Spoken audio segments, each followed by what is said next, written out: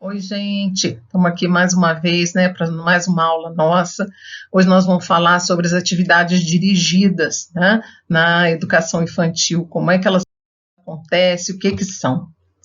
As atividades dirigidas, elas se intercalam entre um período de atividade livre, né, a gente vai intercalar um pouco de dirigida, um pouco de livre, durante o nosso dia na escola, né, e compõe o currículo da educação infantil. Então, geralmente, essas atividades dirigidas são realizadas com as crianças sentadas em semicírculo, né, que a gente chama de rodinha, em volta da professora, que deve estar sentada num plano ligeiramente superior ao das crianças. Como assim? Por exemplo, particularmente, eu não gosto, apesar de algumas professoras gostarem de fazerem, a rodinha com cadeira. Eu acho que tumultua. E na hora que eu vou chamar as crianças, que geralmente depois da rodinha eu vou fazer um trabalho diversificado, né? Então a criança tem que carregar a cadeira para a mesinha, e aquilo já tumultua, já deixa as crianças mais agitadas. Então, assim, o que eu aconselho, o que eu sempre gostei de fazer? Almofada e mais ainda um pedacinho de carpete para a criança não sentar no chão frio. Né? E a professora sentaria na cadeira, numa cadeirinha de criança, né? Porque a cadeira do professor ou uma cadeira maior, a criança ficaria com o pescoço assim, olhando para a professora, e isso seria um incômodo. E qualquer incômodo que a criança tenha, principalmente durante a atividade dirigida, dispersa a criança. Né, incomoda, e aí ela começa a se mexer, ela começa a mexer com um, mexer com o outro, e vai dispersar, e a gente, uma vez dispersando a atenção da criança, que a gente já sabe que as crianças, de acordo com a idade, têm um período de atenção reduzido, né? Então a gente tem que ter o mais confortável possível essa rodinha para as crianças. Então eu sempre trabalhei com carpete ou almofada para as crianças sentarem, e eu, professora, sentava na cadeirinha das crianças. Bom, e esse tipo de atividade, né, é conhecido como atividade de conjunto. Por que atividade de conjunto? Porque todas as crianças, a turma toda está sentada junto com a professora. E se a gente, uma outra coisa também importante, se a gente tem uma sala com bastante crianças e eu não consigo que as crianças estejam todas de frente para mim, eu posso colocar duas fileiras. Por quê? Porque a fileira de trás e a fileira da frente, todos vão conseguir ver a professora ou ver o que a professora está mostrando. Né, dependendo também da atividade que a professora vai fazer. Às vezes eu posso fazer um círculo completo em que as crianças estejam do meu lado também, mas, por exemplo, quando eu vou contar uma história, que também é uma atividade em conjunto, é preferível até a gente fazer duas fileiras. Por quê? Porque eu viro o livro, ou viro o cartaz, ou seja, qual recurso que eu estou utilizando, e a criança que está do meu lado não consegue ver. Então, muitas das vezes eu vou trabalhar num círculo completo, fechando com a professora, e para outras atividades eu vou trabalhar em duas fileiras, uma criança na frente e outra atrás. Lógico, gente, com espaços bem definidos, não uma encostada na outra, porque aí a gente sabe como é que acontece isso, um encosta no outro, vamos, entre aspas, dar choque, né? Tia, fulano está me encostando, tia. Então, assim, a gente já, a hora que coloca os tapetinhos, ou as almofadas, ou seja lá o que for, já dando um espaçozinho para que a criança possa se acomodar, né, com a perninha de índio e tal, e aí a gente vai continuando a atividade. Os termos atividade em conjunto e rodinha têm o mesmo significado. Tá? E a gente vê aí na ilustração que a professora fez um círculo completo, ela não fez um semicírculo, né? O círculo está fechando com ela. Por quê? Porque ela está precisando do espaço de dentro do círculo. Né? Ela deve colocar alguma coisa no chão, fazer um trabalho com blocos lógicos, ou algum trabalho que ela vai precisar do chão para as crianças olharem. Então, dependendo da atividade, eu faço círculo, semicírculo, ou eu faço duas fileiras. E as atividades dirigidas ou atividades em conjunto que a gente considera, né, como atividade em conjunto ou atividade dirigida são a entrada e a arrumação, tá? Depois a gente vai falar de cada uma separadamente. A chamadinha, A hora da novidade, que faz parte dessa primeira rodinha, a janelinha do tempo, o calendário, o planejamento das atividades livres e criadoras, porque, assim, na minha opinião, o melhor horário, depois a gente vai ver mais para frente esses horários, é a gente ter a rodinha, e nessa rodinha eu já vou falar sobre o assunto do dia, tudo direitinho, e a partir dali as crianças vão para o trabalho diversificado, que são as mesinhas e os cantinhos, né? A arrumação também é uma atividade dirigida, e avaliação na saída. E a gente vai falar sobre cada uma delas detalhadamente durante a aula. E dentro dessa rodinha também eu vou intercalando com histórias, contação de história. Eu tenho a recreação dirigida, que também é uma atividade dirigida em conjunto. Eu tenho a música, a hora da merenda também é uma atividade em conjunto, e as excursões, entrevistas e teatros, que são atividades mais esporádicas. Eu não faço isso todos os dias, as excursões, as entrevistas e os teatros, mas elas também estão dentro das atividades dirigidas em conjunto. Bom, vamos falar então da entrada e limpeza e arrumação. Elas podem ser atividades bastante movimentadas e pouco dirigidas. Depende da professora ocupar todo mundo nesse trabalho ou não. Tá? Eu posso, muitas das vezes, na limpeza, arrumação e entrada. Na entrada, o aluno chega, ele vai colocar seus materiais aonde já é estipulado. Alguns têm os ganchinhos, né? Outros têm um escaninho. Então, ali todo mundo está participando. A limpeza e a arrumação, se a gente colocar, por exemplo, vamos dizer que a gente tenha 30 alunos, não dá para você colocar todo mundo limpando, né? Então, a gente tem, por exemplo, os ajudantes do dia, que numa sala de 30 eu posso ter 4 ou 5 ajudantes, que eu vou revezando durante toda a semana, o mês inteiro, para todo mundo ser ajudante pelo menos uma vez, né? Então, eu sorteio esses ajudantes, e aí é como eu achar melhor, contanto que todos tenham a oportunidade de ser ajudante. Tá? A excursão, a entrevista e o teatro são atividades esporádicas, né, que acontecem de vez em quando e que não são incorporadas à rotina do dia a dia da educação infantil, como eu já tinha falado. Eles fazem parte de recursos da educação, que é de grande utilidade, né, dependendo do assunto que eu estou tratando. Eu uso mais um e menos o outro, mas a entrevista, o teatro, a excursão são recursos importantíssimos para ajudar nesse processo de ensino-aprendizagem, né? Faz parte de recursos da educação, como eu disse, é adequado à criança pequena, mas que deve atender metodologias específicas e assuntos específicos, depende do que eu estou trabalhando com esses meus alunos. Então, vamos falar especificamente da entrada e arrumação. Ela leva mais ou menos 15 minutos, né? E é uma atividade semi-movimentada, não é muito movimentada, mas também não é uma atividade calma, né? Porque nessa hora a criança está chegando, né? A professora está recebendo, a criança está guardando seu material, a professora está conversando com eles, pedindo para sentar. Alguns professores deixam os alunos sentar nas cadeirinhas mesmo e depois chama para a rodinha, outros já vão colocando essas crianças na rodinha. Eu, particularmente, deixava elas sentadas nas mesinhas, conversando, e depois eu arrumava a rodinha e ia chamando, mesinha por mesinha. Eu chegava lá, gente, pode vir! Aí vem todo mundo, né? Eu ia chamando de mesinha em mesinha, vem mesinha, essa mesinha aqui, agora vem esses amigos aqui, né? Ou então eu ia cantando e chamando cada um. Então, cada dia fazer uma coisa diferente para as crianças ficarem animadas. Então, isso leva mais ou menos uns 15 minutos, e são os 15 minutos que a gente dá mesmo para as crianças acabarem de chegar, né? Por que a gente dá esses 15 minutos?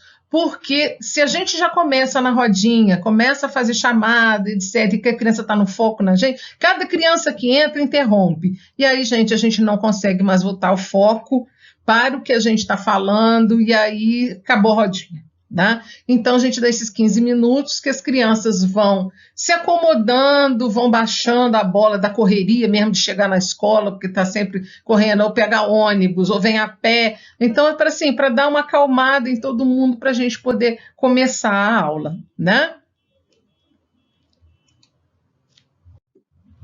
E conforme for entrando na sala, a criança vai colocando seu material, a mochila, nos lugares, no gancho, na prateleira, no escaninho, dependendo do que a gente tem para essas crianças na sala.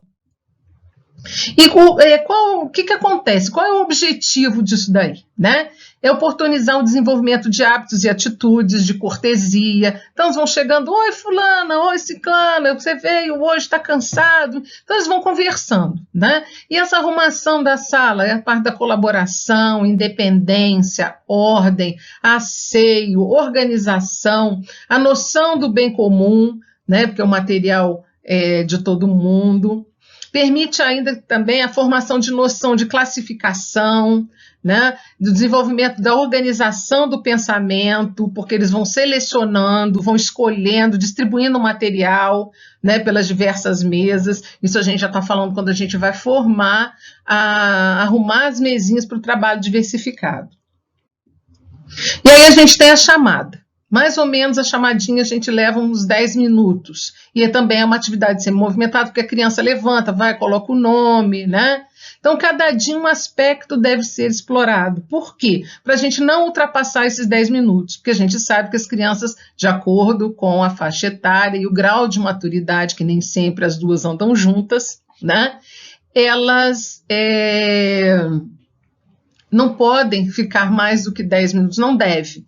Né? Porque, assim mesmo, gente, de acordo com a faixa etária e maturidade deles, porque as crianças bem pequenininhas, às vezes nem isso, a gente tem que fazer uma coisa bem rápida. Então, ela consiste no quê? No reconhecimento dos nomes das crianças escritos nos cartões.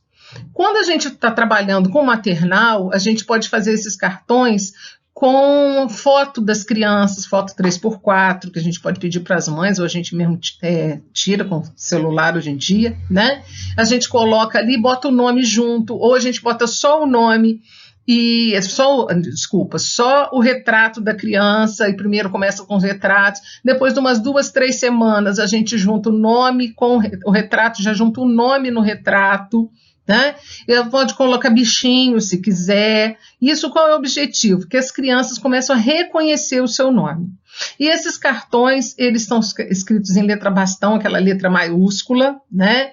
E vão sendo colocados no canguru, que é um quadro de pregas. Esse quadro de pregas deve ser de um material forte, pode ser de pano, que para mim é o ideal, pode ser de EVA, mas uma coisa que dure, porque quando a gente faz de papel, a criança coloca o nome ali, e a gente sabe que a criança não tem a noção de pressão e preensão, né? Então ela pode botar muita força e rasgar na hora de enfiar o nome na preguinha, então a gente precisa de um material que seja durável. Tá? Então, a professora apresenta os cartões para as crianças, que vão reconhecendo a foto, o nome, e vão colocando no canguru de pregas.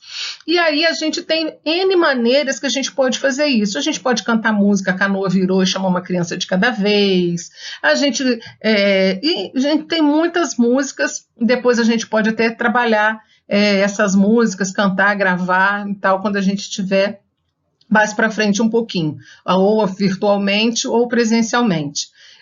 E aí a gente vai chamando as crianças, né, fazendo brincadeiras. E as crianças, então, assim, de pré-2, quando já estão mais acostumadas, já estão até praticamente escrevendo o nome delas mesmas, e às vezes até do colega, a gente pode distribuir também o cartão de nomes para todas as crianças aleatoriamente, e eu chamo um nome, a criança tem que descobrir se o nome que eu chamei é o que está com ela, que então é uma fase mais avançada, né, de reconhecimento da língua escrita, de reconhecimento do nome, mas não só o dele mais, mas de todos os alunos da sala. Né? Eu posso colocar no chão e fazer um jogo, tipo jogo de memória, né? Um jogo de percepção, todos eles virados com o nome para cima, e a criança ali naquele meio todo, a gente está trabalhando percepção figura fundo, né? A criança tem que descobrir qual é o nome dele, de todos os nomes que estão no chão, na rodinha, eu chamo o nome dele, ele tem que achar o nome dele. né, cada criança acha o seu, ou mais adiante pode achar o do colega. Então, a gente tem várias brincadeiras, atividades que a gente pode fazer para não tornar, para a rodinha não ficar uma chamadinha, não ficar uma coisa monótona, a gente vai variando. E a professora mostra esses cartões, né? Faz comentário de quem veio, quem não veio, se nós temos mais meninos ou mais meninas, né? Então vamos fazendo, conversando com as crianças sobre o que está acontecendo. E esses cartões com nome, eles devem ter de 12 a 15 centímetros de altura por 20 a 30 de comprimento. Então, gente, o quadro de prega também não é um quadro muito pequenininho. Tá? E a gente sabe que quanto menor a criança, maior deve ser o tamanho da letra. Se o tamanho da letra é de 5 a 8, então o cartão tem que ser bem grandinho mesmo, para a criança poder visualizar melhor. Tá?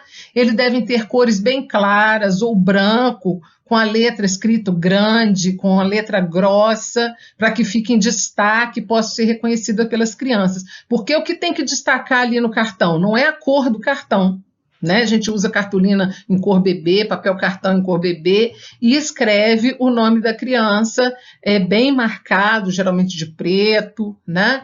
E a criança, para a criança perceber, o nosso objetivo é que a criança perceba o nome e não o cartão. Então, o cartão numa cor bem clarinha, e assim a gente pode passar um contact nesses cartões para eles durarem, porque senão a gente vai fazer um cartão por semana, né? E mais para frente, as crianças já de 4 anos e meio para 5 anos, 5 anos e meio, a gente já pode até deixar uma mesinha, ou na mesinha de desenho, os nomes ali para ele achar e ele mesmo escrever o nome na folha dele. Né? E é menos uma coisa que a professora vai fazer e ela vai se ocupar de escrever a história da criança, de sentar com outros para fazer um trabalho mais dirigido de matemática, numa outra mesinha, e num cantinho com algumas crianças para fazer, escutar a história que eles estão contando. Então a professora vai estar mais livre para fazer as suas observações, que ela tanto precisa para depois poder fazer o seu relatório de avaliação de cada criança.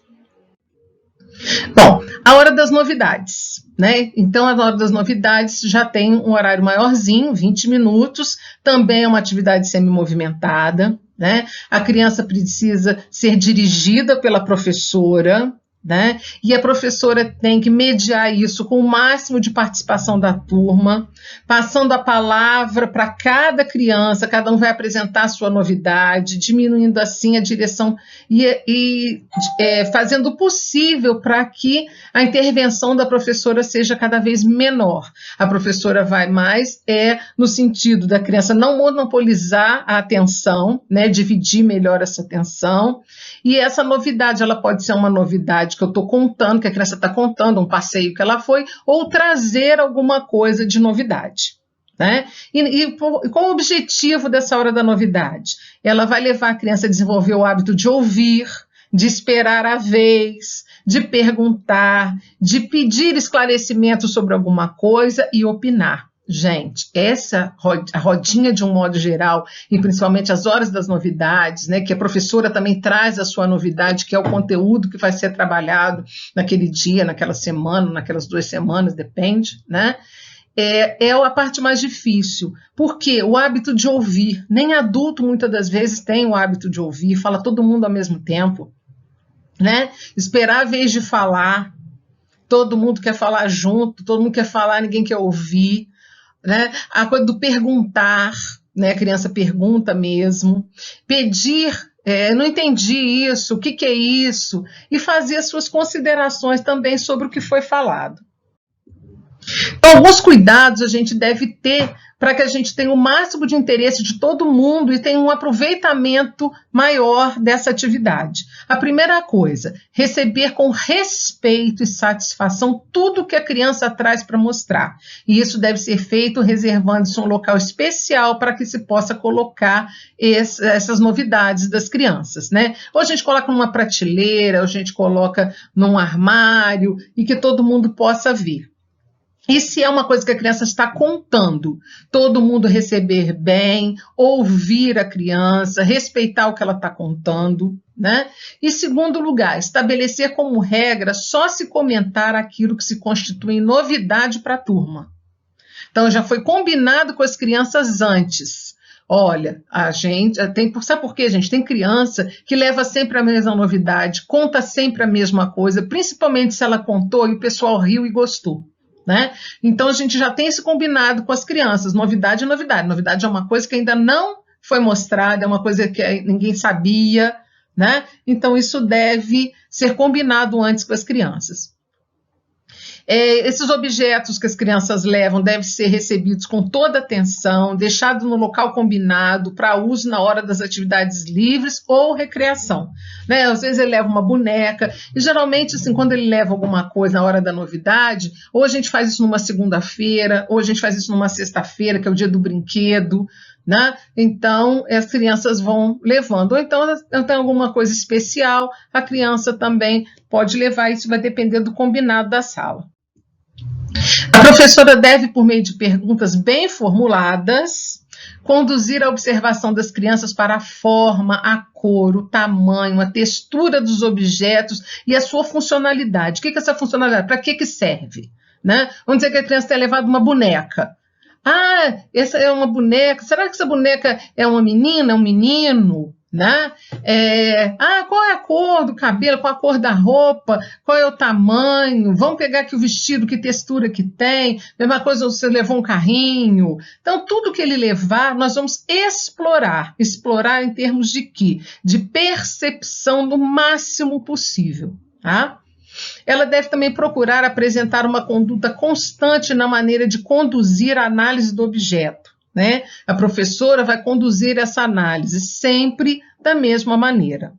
Tenderão espontaneamente e os alunos vão imitando a professora, né? Terminando por substituir a professora nessa tarefa e formulando elas próprias perguntas que é o que será ideal. Por quê? Quando a professora está mediando, muitas das vezes no começo, a professora fala praticamente sozinha, ela tem que ficar puxando das crianças. Né? E quando a professora monta mais ou menos uma rotina dessas perguntas, as próprias crianças vão fazendo isso. E assim, a gente no decorrer, né, do trabalho da gente, a gente vai vendo que muitas das vezes as crianças sentam na cadeirinha que a professora senta na rodinha, que geralmente ela fica ali, né? Elas mesmas elas contam história como a professora conta, elas fazem a hora da novidade com a professora, pegam os nomes e fazem chamadinha, então elas imitam muito bem a professora. Né? Então, se a gente faz uma coisa constante, eles vão conseguir, eles mesmos, muitas das vezes, ajudar nessa mediação. Eles mesmos já vão perguntar que cor que é, para que serve, tem cheiro de quê? Né? Então, isso já vai levando as crianças a desenvolver essa linguagem, né, e a explorar os objetos. E tem por objetivo também estabelecer e estreitar cada vez mais os laços afetivos sociais entre as crianças e delas com a professora. Né? Desenvolver expressão oral, pensamento, ampliação de vocabulário, proporciona investigação dos objetos trazidos à discussão e traz para essa discussão assuntos que a gente já discutiu ou assuntos que vão ser discutidos, e muitas das novidades também a professora pode trazer para motivar a criança nos assuntos e nos temas que ela vai trabalhar durante a semana, durante o dia, e etc. E aí a gente tem também o calendário, né, dentro ainda da rodinha. A lembrança do número do dia, a colocação do respectivo numeral no calendário, exposto na sala, ele vai oportunizar o quê? Vai ter o quê de objetivo? Contagem recitativa da numeração até 31, o contato com respectivos numerais, comentários e reflexões sobre o hoje, o amanhã, percepção da noção de tempo, né, que começa a se estabelecer na mente da criança, vai se fortalecendo, apoiado nas lembranças de fatos que ela já viveu e no planejamento e expectativas de fatos a acontecer. Bom, vamos lá. Esse calendário a gente leva mais ou menos uns 5 minutos e é importante que a partir dos 5 anos a gente tem um calendário mesmo na sala com as crianças, né? É um calendário como a gente vê o calendário, que tem lá o mês em cima, o ano do lado, os dias da semana, e a criança vai colocando os dias do mês, né? Os numerais. Ou a gente pode levar um que a criança vai fazendo um xizinho à medida que os dias vão passando. Mas é importante que a criança veja a sequência numérica, o que vem antes, o que vem depois. Hoje é segunda-feira, amanhã vai ser terça, né? Vendo que as crianças conseguem responder. Ontem foi domingo. O que aconteceu ontem? A gente teve aula? Não, porque domingo. Por quê? Porque domingo é dia da gente ficar em casa com a família, da gente passear, da gente conversar, não tem aula, é dia de folga. Então a gente vai conversando com as crianças e a gente vai trabalhando com elas essa noção de tempo, né? Porque as crianças têm que ter isso desenvolvido, vão desenvolvendo por meio dessa interação, né? O ontem, o hoje, até vão adaptando os verbos, porque ontem eu fui, eu vou, amanhã eu fui, né? Então a gente vai trabalhando para a criança perceba essa diferença. E o planejamento e dinâmica das atividades.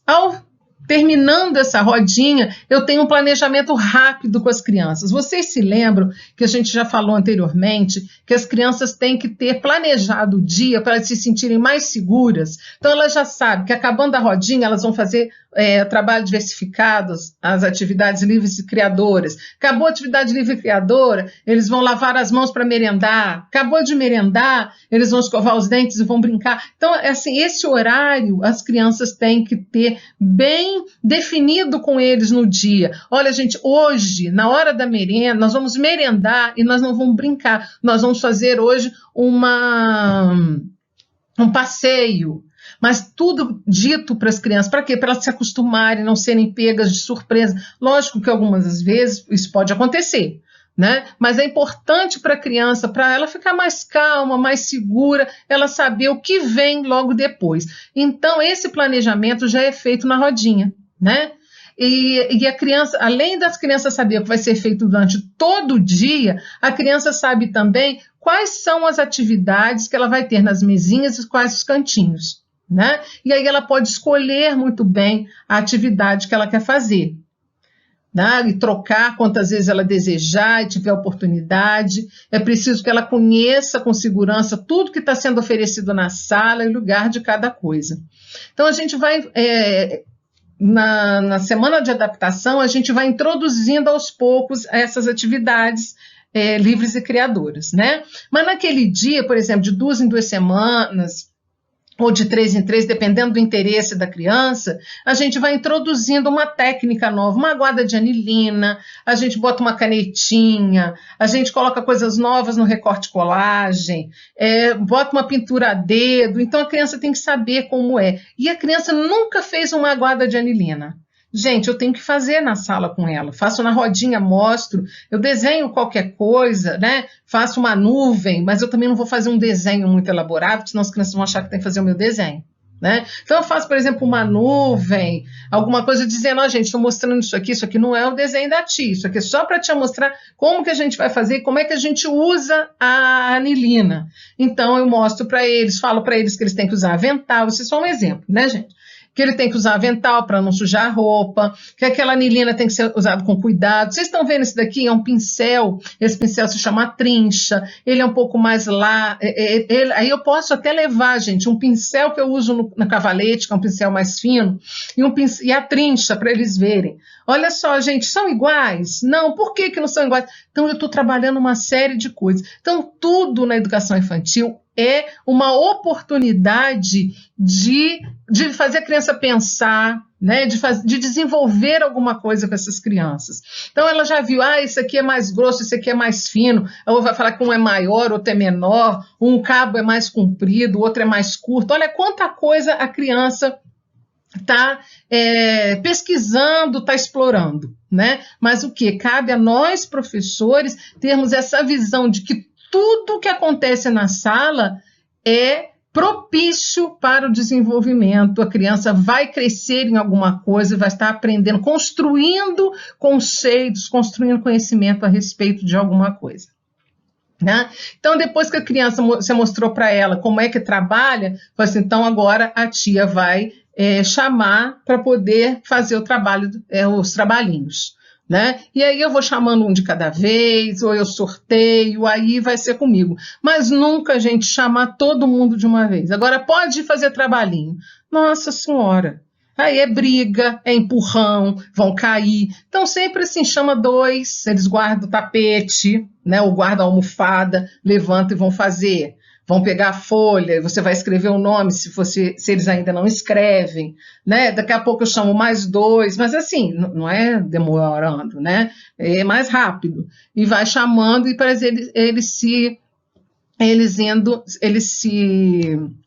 se acharem na sala, se acharem nas atividades, escolherem quais atividades eles querem fazer. Né?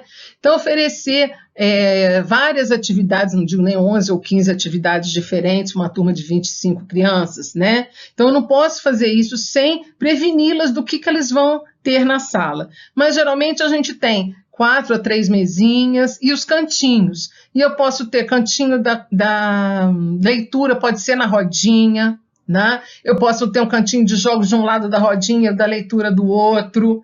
Então, às vezes, não preciso de tanta mesa assim, mas se eu tenho mesas disponíveis, ok. Se não, eu posso fazer um cavalete separado, né, e ter só 3 mesas. Aí vai depender do meu espaço, vai depender do que eu tenho e como eu posso me adequar a isso. De uma outra forma, determinar a criança a mesa em que ela vai sentar, fazendo por ela a escolha da atividade, vai suprimir todas as vantagens do trabalho livre. Né? A gente não diz que é um trabalho livre, criador? Tá? E a disciplina espontânea, porque quando, gente, eu quero fazer alguma coisa, eu vou me concentrar muito mais do que quando alguém me manda fazer alguma coisa.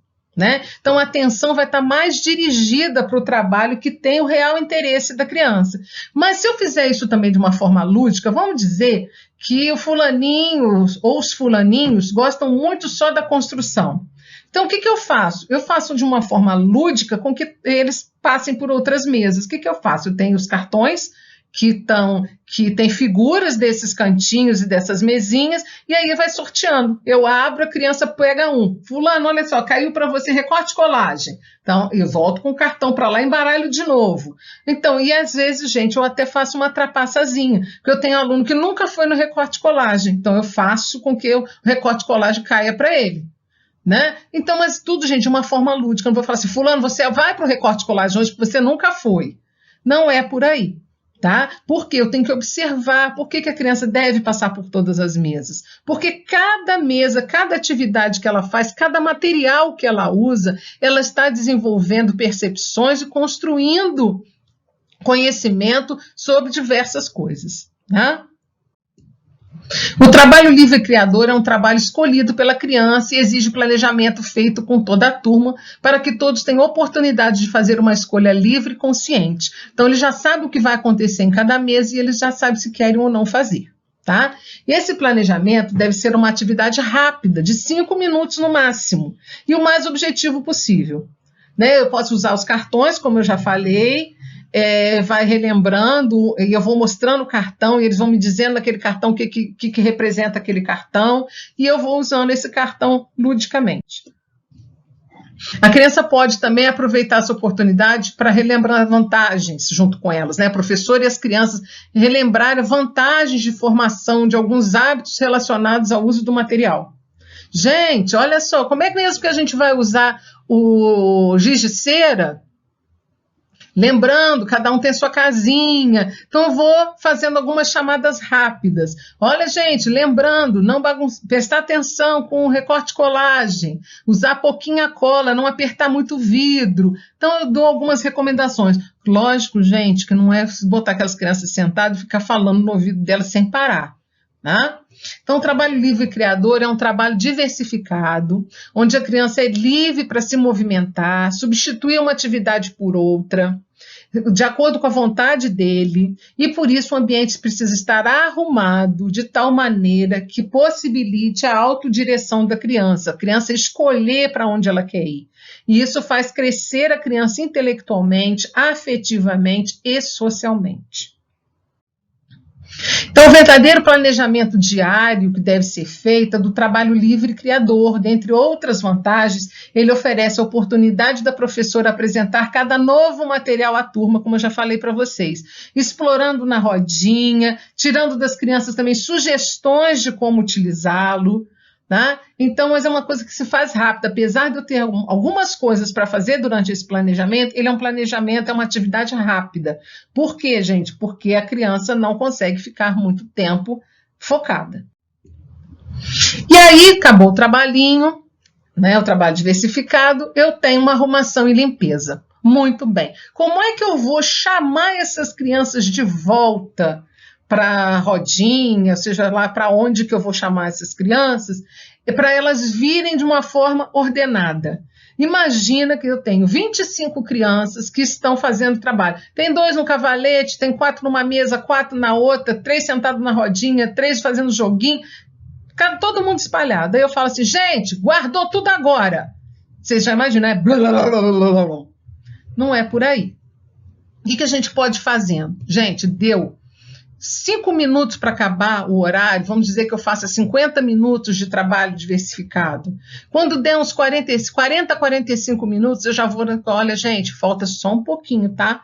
Daqui uns 5 minutinhos a tia vai chamar para sentar na rodinha, vai terminando o trabalho. Gente, quem é que gosta de estar fazendo um trabalho que eu tenho o maior prazer em fazer e ter que terminar abruptamente? Você não ia ficar irritado? Criança também. Então, eu já vou falando para essas crianças uns 10 minutinhos antes, ó, daqui a pouquinho nós vamos terminar o trabalhinho, tá quase na hora, já vou cantar, né? Eu cantava com eles, a hora que acabava o trabalhinho, eu cantava, ia cantando, eles iam trabalhando, terminando, iam guardando, os ajudantes já iam juntando as coisas na mesinha, que já não tinha mais ninguém, porque a gente também tem que olhar isso, porque tem ajudante que cata tudo antes das crianças terminarem, né? E sem tem mesmo, gente, criança que você vai cantar, eles ainda vão estar terminando, mas aí eles têm que ir terminando, não começando, porque quando eu começo a avisar, eu já aviso, gente, ó, não vamos mudar de mesa agora, terminou esse trabalhinho, vamos sentar na rodinha. Então ele já sabe que vai terminar aquilo ali e ele vai para a rodinha, não vai começar outro trabalho. Tá? Então, as crianças, desde pequenininha, devem estar acostumadas a colaborar na arrumação e limpeza dos materiais que usam, inclusive em casa, né? Na escola maternal, a participação é pequena, porque as crianças são pequenas, mas com 5 anos já não tem mais problema nenhum. E eles fazem, às vezes, eu já tive aluno que fazia faxina melhor do que a própria faxineira, né? Porque, de repente, em casa já ajudava a mãe, né? E não diz que era menina, não, essa é coisa de menina, né? Não, porque era menino. Fazia uma faxina na sala, não, lógico que a gente não vai pedir que as crianças façam faxina, tá, gente? Eles vão limpar, vão catar papel do chão, botar no lixo, um segura o lixo, aí às vezes tem que varrer, um varre, outro segura a pá, o outro segura o lixo, e, gente, nem sempre também vai estar coordenado, tá? Às vezes eles estão ali, ocupados de um lado, eles estão levando o lixo para o outro, às vezes a gente tem que ajudar, tá? Mas pedir para que eles façam. Limpar uma mesa, né? A gente molha o pano e eles limpam a mesa, limpar o cavalete, né? Tampar as tintas, lavar os pincéis, trocar a água do pote que lava o pincel. Então, isso tudo as crianças podem fazer. Elas não vão conseguir organizar a caixa de recorte e colagem. Por quê? Para isso, eles precisam ter desenvolvidos a classificação, a seriação, que é o que as crianças estão desenvolvendo ao longo da educação infantil. Né? Então, eu não vou querer isso. Quem vai arrumar o recorte e colagem sou eu. E eu tenho que estar passando nessa mesa de recorte e colagem, que geralmente é que fica mais bagunçada, e arrumando o tempo todo.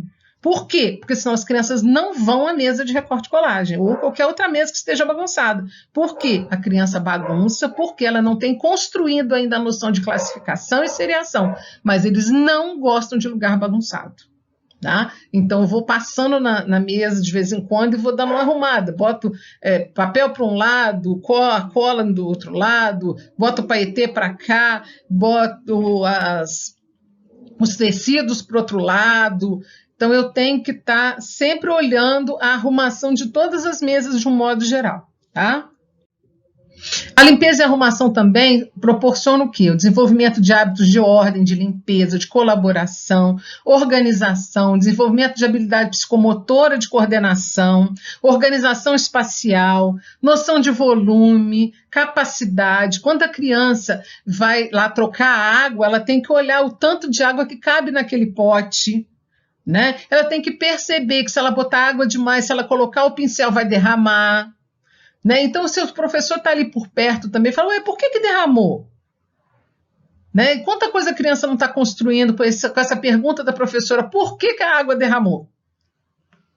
Né? Aí eu botei água demais. Ué, mas quando você botou água não derramou, porque quando colocou o pincel derramou? Né, gente? Isso é uma noção de física. Mas só que eu não vou dizer para a criança toda a fórmula da física que mostra isso, que dois objetos não ocupam o mesmo lugar ao mesmo tempo. Né? Mas ela vai falar, porque eu botei o pincel. Né? O pincel ocupou um lugar que era da água antes, então a água transbordou. Lógico que a criança não vai te dizer isso, mas é uma coisa que você está perguntando para ver em que ponto que a criança tem isso já dominado. Tá?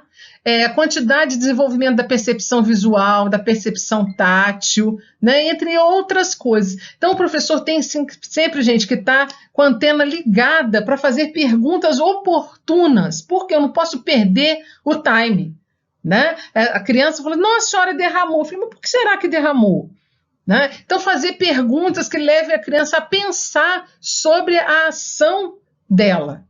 E isso ela vai construindo paulatinamente, devagar e sucessivamente os seus conceitos. Né? Todas as crianças devem participar dessa atividade de guardar, os ajudantes e os outros também. Cada dia um grupo providenciará um material de limpeza, vai cuidar da sua recolocação nos lugares certos, né, lavar o pano, às vezes depois a professora até tem que dar uma lavada melhor, mas não muito na frente das crianças, a criança está limpando, eu vou lá e limpo de novo, isso desmotiva a criança. Né? Que o papel da professora é de quem ensina fazendo e deve ser o de quem se sente muito satisfeita pelo tipo de auxílio que a criança pode prestar, né? Prestar atenção no pode, o que ela consegue naquele momento, né? Porque também é uma construção e ela precisa de uma série de habilidades e competências para poder fazer o que a gente pede dela. E ali também a gente está avaliando a criança, quais as habilidades e competências que ela já tem em relação àquela atividade. Né? Não deve haver censura e correção. Ah, não é assim. Não é por aí. A professora ensina, ela ajuda, trabalha junto, mas não deve ficar consertando o que a criança está fazendo, porque vai desmotivar, ela não vai querer mais fazer. Os livros de história devem ser os últimos a serem arrumados, né? Porque à medida que as crianças vão terminando o trabalho, eles vão sentando na rodinha e eles podem ir lendo os livros. Por quê? Impede que eles se batam, né? Impede uma série de tumultos que pode acontecer, eles estão focados em alguma coisa. Aí, por último, eles guardam os livros e aí você começa a fazer uma rodinha para poder lavar as mãos. Se é que é lavar as mãos a atividade que vem logo a seguir. Tá? Eles precisam, os livros, né, precisam de conserto, devem ser separados, para que sejam reparados, e outros deverão ser agrupados conforme o tamanho, a coleção, a atividade que exige o uso de funções intelectuais. Né? Então, eu vou sentando com as crianças uma hora e falo, olha só, o livrinho aqui está saindo a capa, está com orelha. Então, uma hora também de eu voltar para o grupão nessa atividade dirigida. Falei, poxa vida, gente, olha só, vocês não lembram daquela historinha do livrinho que fugiu da sala da educação infantil porque não estava sendo bem cuidado? O que está acontecendo? Que nossos livrinhos estão com orelha, né? Estão rasgadinhos. Lógico que a gente vai usando, vai gastando, mas a gente tem que tomar cuidado. E aí vai voltando a orientação sobre os hábitos em relação ao livro. E esses livros a serem reparados, podem ser reparados junto com eles. Eu posso, de repente, botar uma mesinha para reparo de livro, transformar junto com as crianças esses livros, que eram livros, em histórias de cartaz, em histórias de teatro de vara, né? Aproveitando, reaproveitando. Olha quanta coisa a criança está aprendendo aí. né? Então, todo o trabalho de arrumação e grupamento é altamente enriquecedor da experiência infantil, né? Eu estou trabalhando com eles raciocínio lógico, fazendo perguntas oportunas, e eles fazem perguntas, a gente passa a pergunta para o grupo todo, né? Às vezes gera até uma unidade de experiência, um projeto, né, alguma coisa que a gente pode desenvolver por causa da curiosidade que as crianças tiveram durante um trabalho comum em sala de aula. E pode virar um projeto, virar uma unidade. E avaliação e saída, é a hora de ir embora, né? Então, eu tenho de 10 a 15 minutos, é uma atividade mais calma, as crianças estão sentadas em volta do professor, numa rodinha de novo, a professora começa a entregar trabalhinhos, conversar sobre trabalhinhos, a gente pode fazer essa avaliação de trabalhos diária, ou a gente pode fazer uma avaliação no final da semana, que a criança leva o trabalho para casa e vai de cada professor. Né? E os trabalhos estão em caixas ou em cesta, que a própria criança já colocou quando ela terminou, porque a gente já conversa com eles, o que precisa secar vai para o varal e o que não precisa a gente coloca nesta caixa aqui. Né? Os trabalhos devem ser comentados com palavras de encorajamento, crítica sempre positiva, né? Falsos elogios ao trabalho da criança sobre beleza, não é por aí, mas os elogios podem ser tecidos em relação ao trabalho em si, a tentativa que a criança teve de fazer alguma coisa. A criança muitas das vezes já contou a história, a gente conta a história daquele desenho, a gente vê com a criança se ela usou a folha toda, se ela usou bastante cor, se for um trabalho colorido, se não está colorido, por que ela não quis colorir? E aí a gente vai conversando com elas, mas nunca dizendo do feio, do bonito, porque o que é feio e o que é bonito?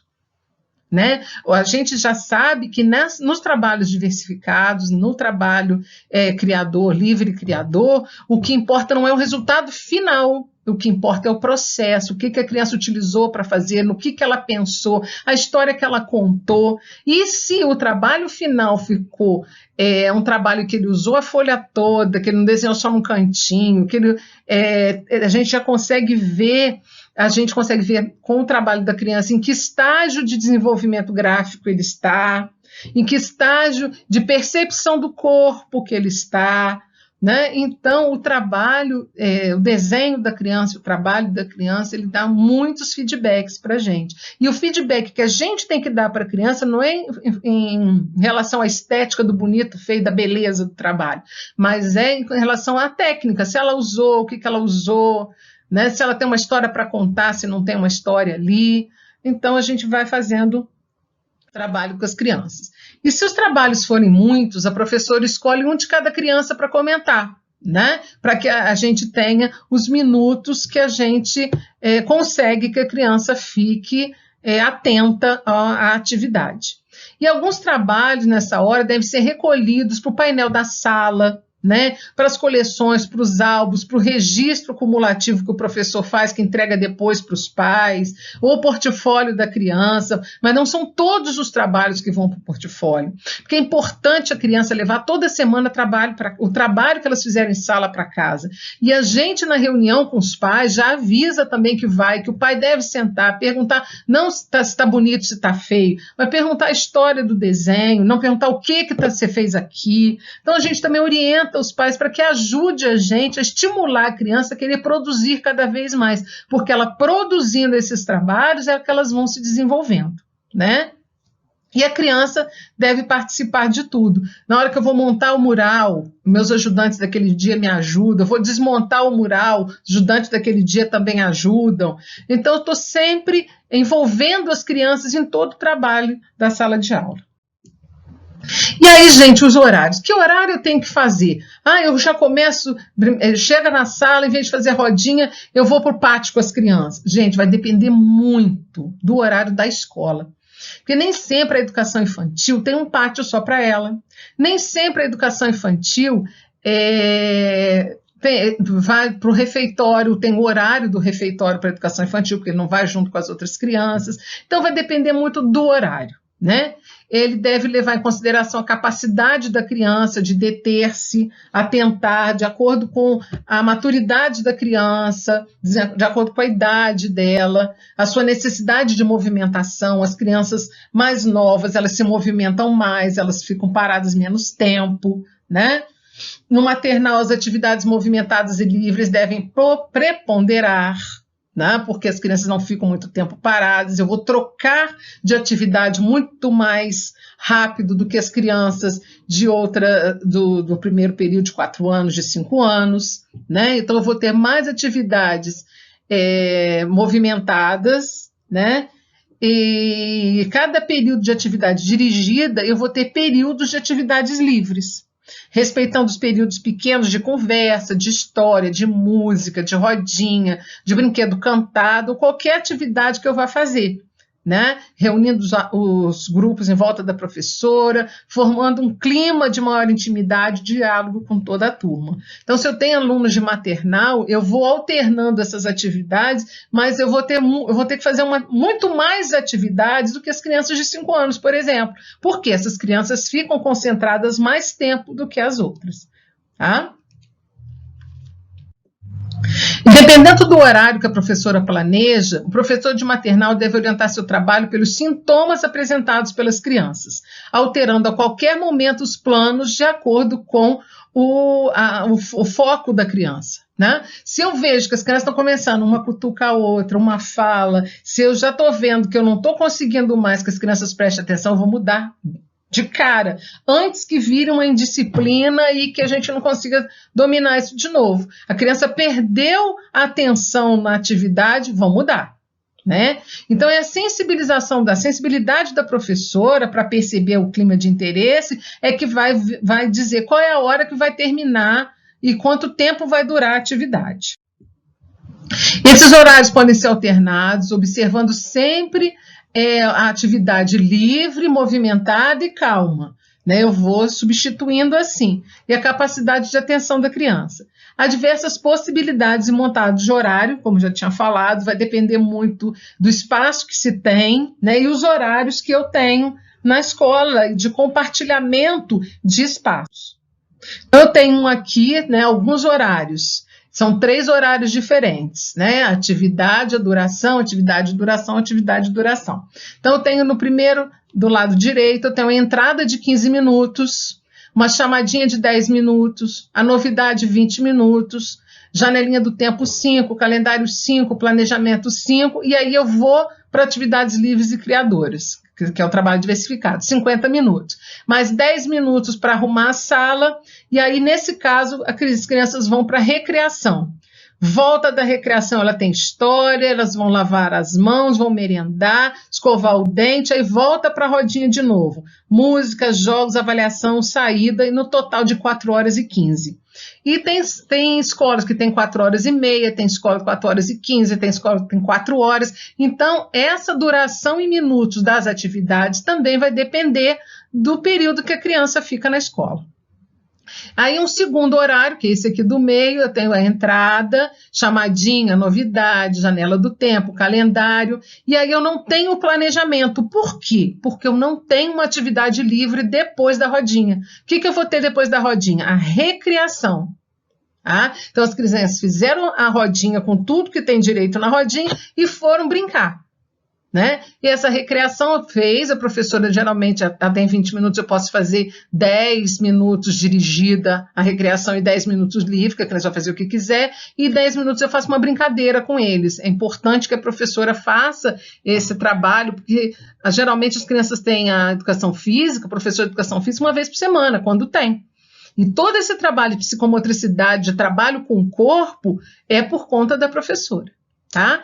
Então, ela fez a recreação, aí ela vai, nesse caso aqui, fazer higiene, lavar as mãos, vai merendar, vai escovar os dentes e vai para a rodinha.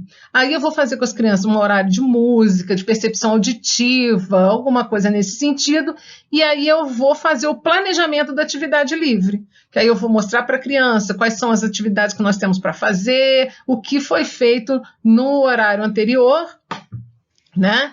E que não foi feito antes nesse, porque a atividade livre está depois da merenda da recreação. Aí faz atividade livre também, 50 minutos, 10 minutos para arrumação, terminou tudo, senta na rodinha, eu vou fazer um jogo, contar uma história, faço uma avaliação com as crianças e está na hora de ir embora. Tá? E aqui a última atividade, né? Eu tenho uma entrada, tenho a chamadinha também, então todos esses horários, gente, o que acontece? Eu tenho a rodinha acontecendo primeiro, tá? Então, eu tenho a entrada, chamadinha, janela do tempo, calendário e vou direto para a recreação também, vendo? Aí depois eu tenho higiene, merenda, escovo o dente, aí eu tenho música, história, as novidades, aí eu tenho planejamento, atividade livre e criadora está bem para o final, arrumação da sala, jogo, avaliação e saída. E eu já tive uma experiência que também é muito boa, quando você não tem muitas salas e você tem muitas turmas. Então, ou então eu tenho uma sala muito pequena e a outra sala grande, e eu tenho 2 turmas. Aí uma turma tem que ficar numa sala pequenininha e a outra numa turma grande? Não, gente, eu posso fazer rodízio de sala. O que é o rodízio de sala? Eu trabalhei no Barão de Aruoca quando lá era ainda a educação infantil, era também do Estado, né? Eu era professora do Estado, trabalhei lá durante 1 ano quando eu voltei de Floriano. E lá nós tínhamos 3 salas muito pequenas e tínhamos 3 salas grandes. E a gente tinha 6 turmas de manhã. Então, o que a gente fazia? Uma turma, a gente tinha 2 maternal, 2 pré-1 e 2 pré-2, né? 3, 4 e 5 anos, 2 turmas de cada. Então, o que acontecia? Era de duplas, as professoras trabalhavam em duplas, né? Então, por exemplo, nessa semana eu começava as minhas aulas na sala pequenininha fazendo rodinha. Eu tinha uma sala de rodinha e de atividade dirigida. E a outra professora já chegava direto, fazia rapidinho um planejamento, porque essa sala era maior, dava até para fazer uma roda, tá?